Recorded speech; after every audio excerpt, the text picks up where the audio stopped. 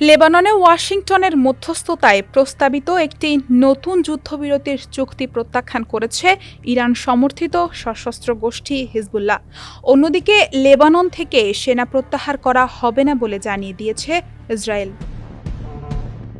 উভয় পক্ষের এমন অবস্থানের কারণে মধ্যপ্রাচ্যে সংঘাত থামানো এবং তেহরানের সঙ্গে শান্তি চুক্তি স্থাপনে মার্কিন প্রেসিডেন্ট ডোনাল্ড ট্রাম্পের প্রচেষ্টা বড় ধরনের ধাক্কা খেল।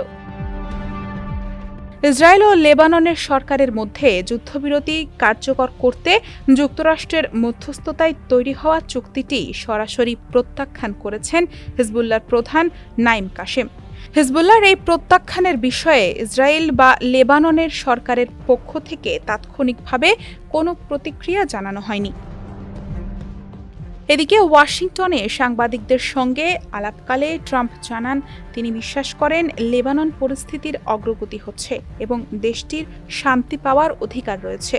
মার্কিন প্রেসিডেন্টের এমন আশাবাদের মধ্যেও দক্ষিণ লেবাননে জোরালো হামলা অব্যাহত রেখেছে ইসরায়েল।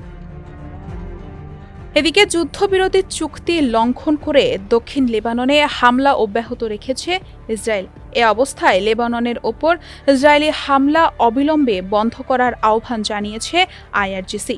সেই সঙ্গে যুক্তরাষ্ট্রের মধ্যস্থতায় হিজবুল্লাহকে বাদ দিয়ে করা ইসরায়েল ও লেবাননের যুদ্ধবিরতি প্রত্যাখ্যান করেছে। ডেস্ক রিপোর্ট, সমকাল।